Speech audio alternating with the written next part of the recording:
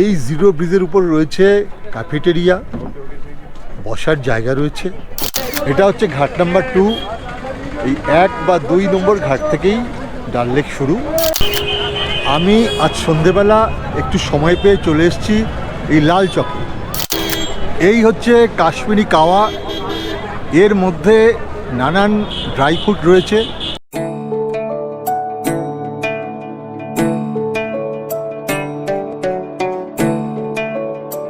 শ্রীনগর নিয়ে আগের পর্বে আমরা শ্রীনগরের হোটেল, গাড়ি এবং ডাল lake, tulip garden, Mughal garden সহ শ্রীনগরের দ্রষ্টব্য স্থানগুলো ঘুরিয়ে দেখিয়েছি। যারা সেই পর্বটি দেখেননি তারা উপরের আই বোতামে ক্লিক করে পর্বটি দেখে নিতে পারেন। কাশ্মীর ভ্রমণের আজকের পর্বে দেখাবো সন্ধে থেকে রাতের আলো ঝলমল শ্রীনগর। দেখাবো ঝিলাম নদী, জিরো ব্রিজ, ডাল লেকের পাড়ে হাউসবোট, শিকারা এবং অবশ্যই দেখাবো শ্রীনগরের ব্যস্ততম প্রাণকেন্দ্র লালচক ও তাকে ঘিরে থাকা নানা ধরনের দোকান বাজার।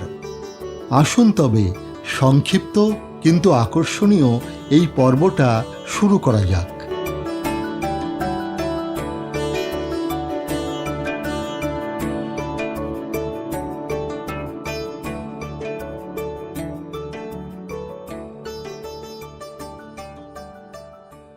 আমি দাঁড়িয়ে রয়েছি এই ঝিলাম নদীর যে ব্রিজ, জিরো ব্রিজ, তার উপরে। এটা কাঠের ব্রিজ, ওইদিকে একটা কংক্রিটের ব্রিজ রয়েছে, সেখান দিয়ে আমরা অনেকবার যাতায়াত করেছি। আর এই দিকে আমাদের হোটেল থেকে বেরিয়ে 2 পা এগুলোই এই জিরো ব্রিজ।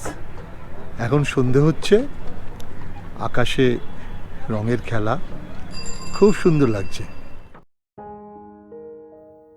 আগের পর্বে বলেছি এই ঝিলাম নদীর প্রাচীন ও বৈদিক নাম হল বিতস্তা।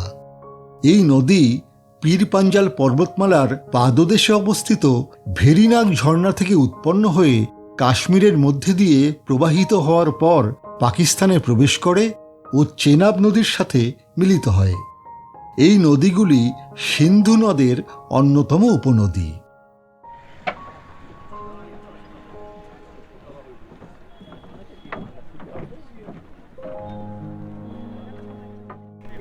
এই জিরো ব্রিজের উপর রয়েছে ক্যাফেটেরিয়া, বসার জায়গা রয়েছে।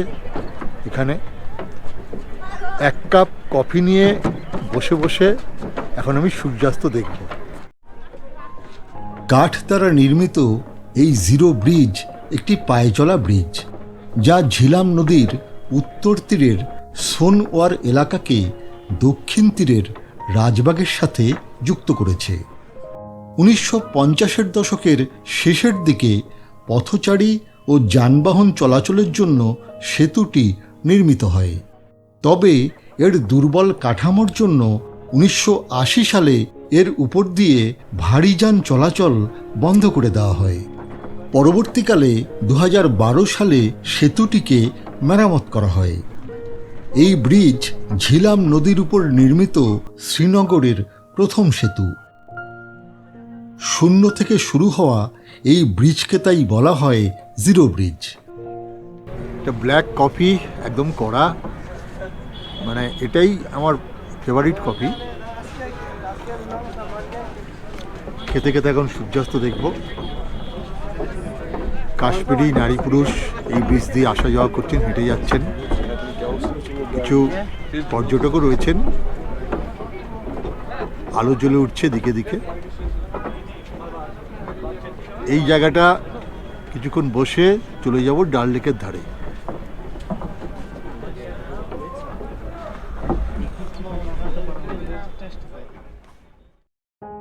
জিরো ব্রিজের ঠিক পশ্চিম দিকেই রয়েছে গাড়ি চলার পাকা সেতু আবদুল্লা ব্রিজ। 1990 সালে নির্মিত এই ব্রিজটি কাশ্মীরের বিশিষ্ট রাজনীতিবিদ শেখ আবদুল্লার নামে নামাঙ্কিত।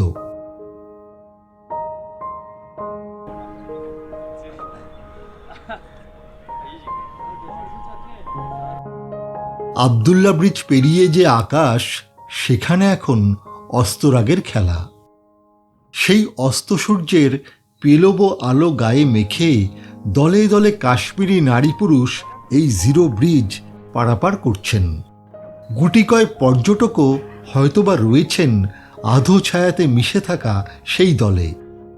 ব্রিজের ছাউনি দেওয়া বেঞ্চে বসে আরও কেউ কেউ তখন গল্পে মশগুল। খুব সুন্দর আড্ডা মারার জায়গা হলো এই জিরো ব্রিজ। এদিকে ঝিলামের বুকে একটা দুটো বিচ্ছিন্ন হাউসবোট নিভৃতে নদীর সঙ্গে কানে কানে কথা বলছে। বাতির স্তম্ভের জ্বলে ওঠা আলো আহ্বান করছে আকাশের নবীন অন্ধকারকে। অদূরে আবদুল্লা ব্রিজের জ্বলে ওঠা আলো আর চলমান যানবাহন আধো অন্ধকারে মিশে থাকা আকাশ আর ঝিলামের মাঝে টেনে রেখেছে নাগরিক বিভেদ রেখা।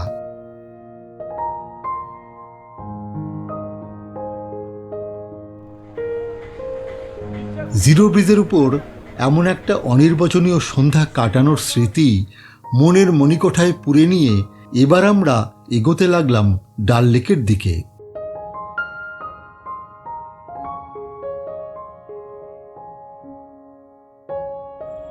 প্রায় মিনিট 15 এগিয়ে পড়ল বলিভার্ড রোড। এর বাঁ পাশ থেকেই ডাল লেক শুরু। সেখানে আধো অন্ধকারে গা ঢাকা দিয়ে রয়েছে একটা দুটো নিঃসঙ্গ হাউসবোট।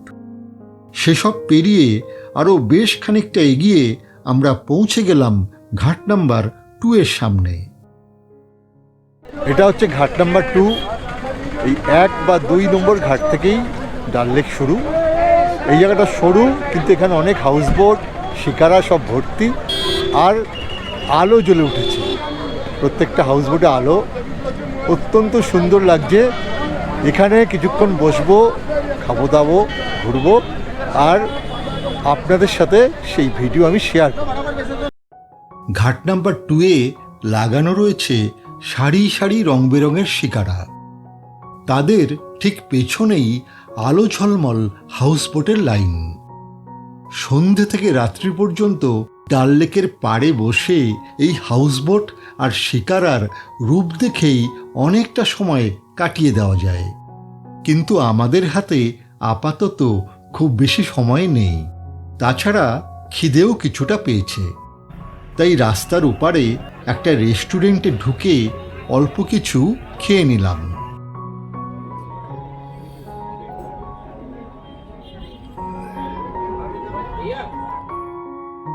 এরপর সেদিনের মতো ঘোরাঘুরি সেরে একটা অটো ভাড়া করে আবদুল্লা ব্রিজ পেরিয়ে ফিরে এলাম হোটেলে।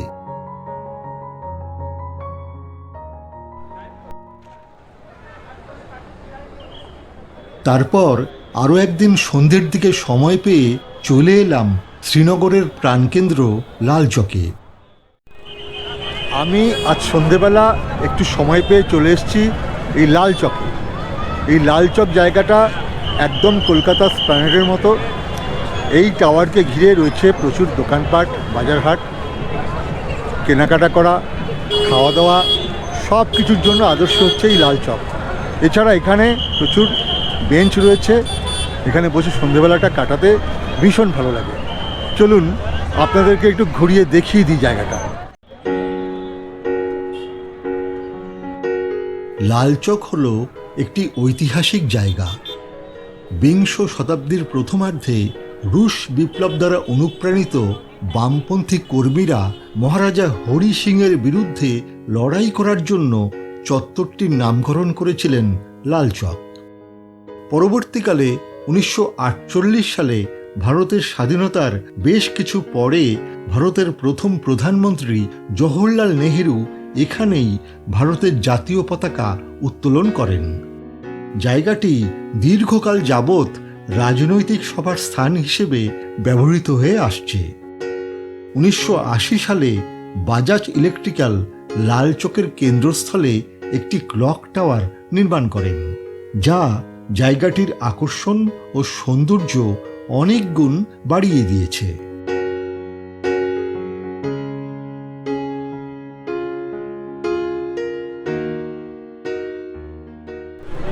এখানে রাস্তার ধার জুড়ে সারি সারি দোকান।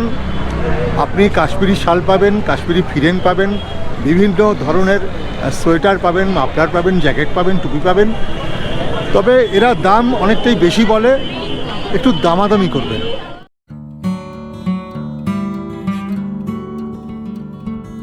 লালচকে বসার জায়গা যেমন আছে, পাশাপাশি রাস্তার ধারে রয়েছে অনেক দোকান।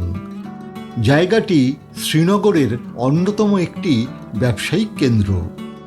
ফুটের দোকান থেকে শুরু করে শোরুম সবই এখানে রয়েছে। জ্যাকেট, সোয়েটার, কাশ্মীরি কাজ করা শাল, ফিরেন কিংবা ব্যাগ সহ নানা ধরনের খাঁটি কাশ্মীরি কাজের পণ্য এখানে পাওয়া যায়। আমরাও এ দোকান সে দোকান ঘুরে অল্প কিছু কেনাকাটা সেরে নিলাম।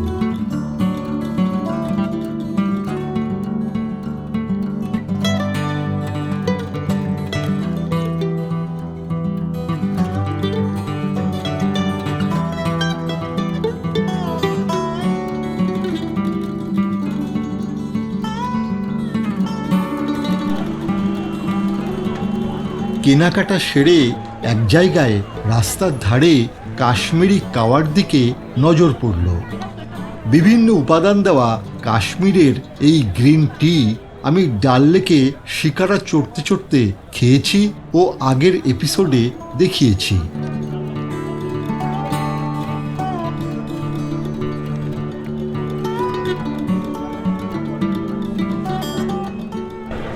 ये है ड्राई फ्रूट, असली ड्राई फ्रूट, मिलावट के बगैर। इसे पाउडर वाउडर इस्तेमाल नहीं होता है दादा। बाकी पाउडर इस्तेमाल करते हैं, हम नहीं करते हैं। हम देते हैं अच्छा खर्रा। केसर होता है, साफरान होता है, पोंग होता है। ये 3 किस्म होते हैं। एक ही नाम है लेकिन है अलग अलग नाम।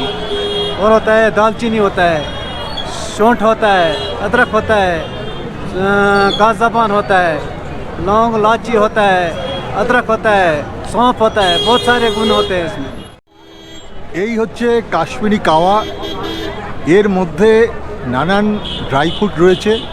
উনি বললেন কী কী দিয়েছেন এর মধ্যে, তো আমি এটা টেস্ট করে দেখি কেমন লাগে।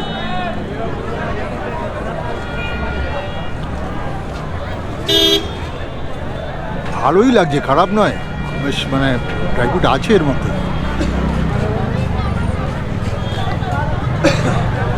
যাই হোক, আপনারা যদি কাশ্মীরে আসেন এটা কিন্তু খাবেন, মানে পান করবেন। আমরা বাঙালিরা খাওয়া বলি, আসলে তো চা পান করা। তো পানীয় হিসাবে এই কাওয়া একদম রেকমেন্ডেড।